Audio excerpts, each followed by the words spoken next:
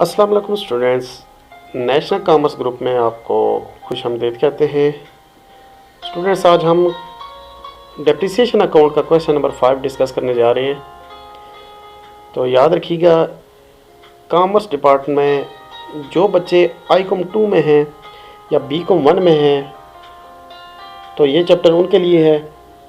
Book हम follow कर रहे हैं मोहम्मद आरिफ चौधरी की और सोहेल अफजल की। तो स्टूडेंट्स, बढ़ते हैं क्वेश्चन नंबर 5 की जानिब और देखते हैं क्वेश्चन की स्टेटमेंट क्या है और उसका सलूशन कैसे बनता है। स्टूडेंट्स, क्वेश्चन नंबर 5 जो है, ये पहला क्वेश्चन है जो रिड्यूसिंग बैलेंस मेथड से हम करेंगे। इससे पहले हमने 4 क्वेश्चन कर लिए हैं, चारों के चारों हमारे पास फिक्स इंस्टॉलमेंट मेथड के थे। तो क्वेश्चन नंबर 5 जो है, ये पहला क्वेश्चन हमारे पास आया है रिड्यूसिंग बैलेंस मेथड का। रिड्यूसिंग बैलेंस से मुराद ये है कि अगर आपने एक मशीनरी परचेज़ की है, आज परचेज़ की है, 31 दिसंबर को आप क्या करेंगे, उसकी डेप्रिसिएशन निकालेंगे। नेक्स्ट ईयर जो उसकी डेप्रिसिएशन जो उसकी ओरिजिनल वैल्यू होगी उसी पे लगाते जाएंगे। और फिक्स में हमने क्या किया था, फिक्स में हमने जिस टाइम परचेज़ की थी जो उसकी वैल्यू थी, हर साल उस पर डेप्रिसिएशन उसी वैल्यू पे लगाई थी। यानी कि अगर मैं आपको एग्जांपल दूं, मैंने बाइक परचेज़ किया था 1,20,000 रुपये का। अगर आज परचेज़ किया है 1,20,000 का, तो मैं 2030 गुजर जाए, 2040 गुजर जाए, तब भी मैं डेप्रिसिएशन लगाऊंगा फिक्स रेट पे 1,20,000 का ही, जो मैंने आज परचेज़ किया है। लेकिन अगर मैं रिड्यूसिंग में करूँगा, आज मैं अगर लगाता हूँ 10%, तो अगले साल जो वैल्यू बनेगी हमारी उस पे लगेगा, फिर अगले साल जो होगी वो उसी पे नेट अमाउंट पे लगेगी। और फिक्स में क्या है, जो हमने परचेज़ की थी, बेशक हमने 50 साल पहले एसेट परचेज़ किया था, हमने उसकी नेट वैल्यू पे लगाना है, ओरिजिनल फेस वैल्यू पे लगाना है। क्वेश्चन नंबर 5 की तरफ बढ़ते हैं। क्वेश्चन कहता है, एक company purchase machinery for ₹1 lakh and it is decided to provide depreciation 10% per annum for reducing balance method prepare machinery account for first 5 years. क्या कहता है कि आपने क्या करना है, आपने मशीनरी परचेज़ की और 5 साल के लिए आपने इसकी मशीनरी का लेजर बनाना है। तो स्टूडेंट्स, जब कोई भी मशीनरी परचेज़ हो तो हम एंट्री क्या करते हैं, हम एंट्री करते हैं मशीनरी अकाउंट डेबिट और कैश अकाउंट क्रेडिट। मतलब कि मशीनरी और कैश दोनों हमारे पास एसेट हैं, तो हमारे पास से एक एसेट बढ़ रहा है और दूसरा एसेट हमारे पास कम हो रहा है। तो जो एसेट बढ़ रहा है हम उसको क्या करेंगे, डेबिट करेंगे। जो एसेट कम हो रहा है उसको क्रेडिट करेंगे। तो हमने मशीनरी का लेजर बनाना है। मशीनरी का लेजर बनाना है तो आपको पता है, लेजर में हम साइडें देखते हैं, जिसका लेजर बनाएं उसकी साइड देखते हैं। मशीनरी चूँकि डेबिट हो रही है, हम डेबिट साइड पे क्या लिखेंगे, कैश लिखेंगे। यानी कि हम क्या करेंगे, मशीनरी का जब लेजर बना रहे हैं, लेजर में हम डेबिट साइड पे हम कैश लिखेंगे, कैश का क्रेडिट साइड का आइटम लिखेंगे। अमाउंट आ जाएगी 1 लाख रुपए। मेथड है हमारे पास रिड्यूसिंग बैलेंस मेथड, रेट है हमारे पास 10%। आपने साल के स्टार्ट में मशीनरी परचेज़ की और 31 दिसंबर जब हुआ तो आपने डेप्रिसिएशन लगानी है। 1 लाख रुपया इधर लिखे, 1 लाख इधर आ गया। 1 लाख पे आप डेप्रिसिएशन लगाएंगे, वो 10%। 1 लाख उसको 10 से मल्टीप्लाई करें, 100 से डिवाइड करें, आपके पास अमाउंट आ गई 10,000 रुपये। 10,000 उठा के इधर लिख देंगे। और ये जो बैलेंस कैरी डाउन है ये कैसे आया है, इसके लिए आपने क्या करना है, 1 लाख में से आप 10,000 को माइनस करें, आपके पास आ जाएगा 90,000। उसके बाद ये जो 90,000 है ये सीधा इस साल का कैरी डाउन था, अगले साल का यहाँ पे आके ब्रॉड डाउन हो जाएगा। तो वो मशीनरी आपने पूरा साल फिर से यूज़ की, दूसरे साल में भी ये वैल्यू आप डेबिट साइड पे भी लिखें, क्रेडिट साइड पे भी लिखें। दूसरे साल पे उस मशीनरी की एंड तक आपने उसको यूज़ करने के बाद डेप्रिसिएशन जब लगानी है तो वैल्यू कैसे लगाएंगे। अब यहाँ पे ये सारी चेंज आ जाती है। अब आपने जो डेप्रिसिएशन लगानी है वो उसकी ओरिजिनल वैल्यू पे जो इस टाइम पे चल रही है 90,000, ये वाली इस पे लगानी है, 90,000 पे ही लगानी है। 90,000 का आप 10% लेंगे, ये आएगा 9,000। स्टूडेंट्स, यहाँ पे आपने बहुत ही केयरफुल होना है कि अगर आप हैं रिड्यूसिंग बैलेंस में तो आपने ये जो साल का उसका बैलेंस चल रहा है बैलेंस ब्रॉट डाउन उसी पे आपने डेप्रिसिएशन लगानी है।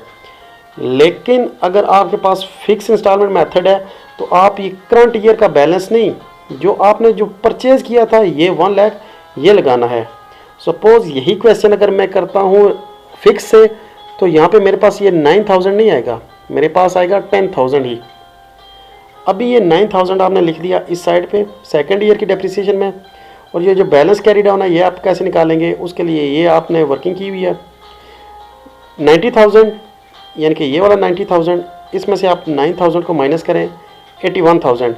मशीनरी की दूसरे साल के एंड तक वैल्यू जो रह गई थी वो रह गई थी 81000। बैलेंस कैरी डाउन था साल के एंड पे, अगले साल में ये जाके बैलेंस ब्रॉट डाउन हो जाएगा साल के शुरू में। अब तीसरा साल आ गया, तीसरे साल में ये मशीनरी आप पूरा साल यूज़ करेंगे, तो पूरा साल यूज़ करने के बाद आपने जो डेप्रिसिएशन लगानी है वो इसी वैल्यू पे ही लगानी है, ना कि आपने इस वैल्यू पे लगानी है। ये तब लगाते अगर हम फिक्स में होते, रिड्यूसिंग में है तो हम इस पे लगाएंगे।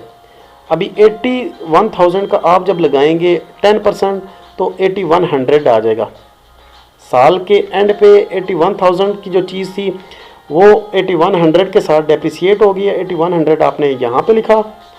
अभी बैलेंस कैरी डाउन कैसे आएगा, बैलेंस कैरी डाउन के लिए आप 81000 में से 8100 को माइनस करें, ये हो गया 81000, इसमें से 8100 को माइनस करें, आपके पास जो वैल्यू आ जाएगी 72900, 72900।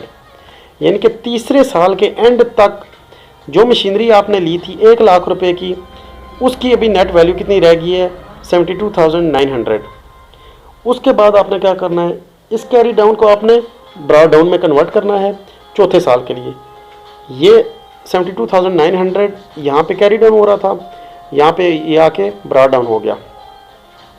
उसके बाद चौथे साल में भी आपने मशीनरी को यूज़ करते रहना है। जब चौथे साल का एंड गुजरेगा, एंड आएगा, तो आपने इसकी क्या करनी है, इसकी फिर से डेप्रिसिएशन निकालनी है। यानी कि 72900 की आपने डेप्रिसिएशन निकाली 10%, वो आ गई 7290 रुपीज़ या 7290 रुपीज़। तो ये वैल्यू आपकी आ गई डेप्रिसिएशन, इसको उठा के आपने लिख दिया डेप्रिसिएशन में। और उसके बाद आपने क्या करना है, बैलेंस कैरी डाउन निकालना है। सेम टू सेम कैसे आपने निकाला, 72000 यानी कि ये ऊपर ये कॉलम चला गया, इसमें से आप क्या करें 7290 को माइनस करें, आपके पास आ जाएगा 65610। ये आपके पास किसकी वैल्यू आ गई, बैलेंस कैरी डाउन की, इस बैलेंस कैरी डाउन की।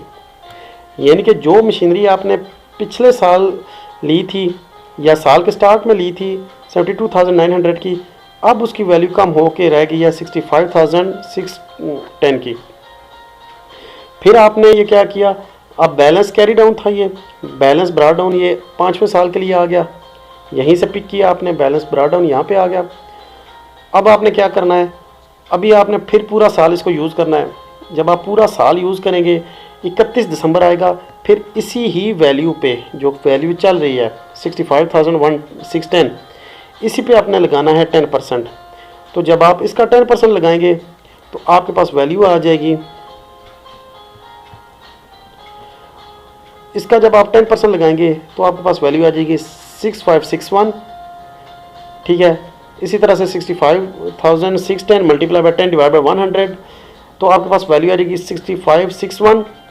आप 65610 में से 6561 को माइनस करेंगे, आपके पास वैल्यू आ जाएगी 59049 रुपीज़, यानी कि 59,049 रुपये आपका बैलेंस बच जाएगा। हमें मशीनरी परचेज़ की थी 1 लाख रुपए की, और उसके बाद हमने जो 5 साल यूज़ करने के बाद उसकी वैल्यू रह गई है 59,049 रुपये, ठीक है। तो स्टूडेंट्स ये था क्वेश्चन नंबर 5। उम्मीद करता हूँ आपको समझ आई होगी। जल्दी से 1 मिनट में मैं आपको इसका क्विक रिव्यू दे दूँ कि हमारे पास जो डेप्रिसिएशन है उसके 2 मेथड होते हैं। एक को कहते हैं फिक्स इंस्टॉलमेंट मेथड, दूसरे को कहते हैं reducing balance method. Fix instalment method में हम क्या करते हैं, हमारे पास जो एसेट की वैल्यू होती है, बेशक हमने 50 साल पहले लिया हो, 40 साल पहले लिया हो, 2 साल पहले लिया हो, हमने डेप्रिसिएशन लगानी है उसकी ओरिजिनल वैल्यू पे जिसमें हमने परचेज़ की थी। दूसरा मेथड हमारा होता है हमारा reducing balance method. Reducing balance method में हम हर साल जो उसकी ओरिजिनल फेस वैल्यू होती है उसी पे ही डेप्रिसिएशन लगाते हैं। तो हम इससे पहले जितने भी क्वेश्चन किए थे, 4 क्वेश्चन किए थे, वो थे फिक्स के। उसके बाद ये है reducing balance method. Reducing balance में पहले साल हमने जो मशीनरी परचेज़ की उसकी वैल्यू थी 1 लाख रुपये। साल गुजरने के बाद उसकी वैल्यू रह गई है 90,000 रुपये। 90,000 इधर आ गया, वो 90,000 आपने यूज़ किया, उसके बाद अगले साल उसकी अमाउंट रह गई है 81,000, उससे अगले साल उसकी अमाउंट रह गई है 72,900, उससे अगले साल रह गया 65,610 रुपये, और उससे अगले साल रह गई है 59,049 रुपये। तो students, this is the end of 5th question. उम्मीद करता हूँ आपको ये समझ आई होगी। तो इंशाल्लाह क्वेश्चन नंबर 6 के साथ दोबारा से मुलाकात होगी। अगर आपको कोई क्वेश्चन में मसला है तो कमेंट लाजमी कीजिएगा। तब तक के लिए अपना ख्याल रखिएगा। अल्लाह हाफिज़।